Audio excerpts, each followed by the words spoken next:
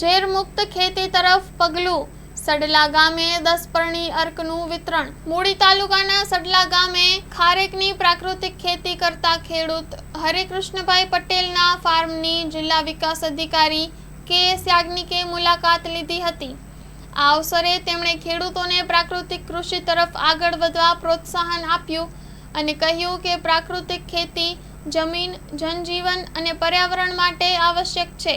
જિલ્લા વિકાસ અધિકારીએ 10 પરણી અર્કનું વિતરણ પણ કર્યું, જે ખાસ કરીને શાકભાજી પાકોમાં જંતુનાશક દવા તરીકે ઉપયોગી છે.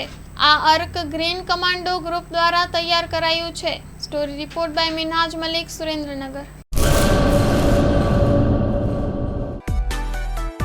માં motor driving, safe and sure driving. Driving એ શોખ સાથે આપની મોટી જવાબદારી પણ છે.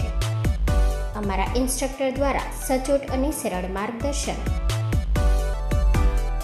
આપની રોજની તાલીમની માહિતી મેળવીને શું અધુરાશ છે એના ઉપર પૂરું ફોકસ કરાય છે.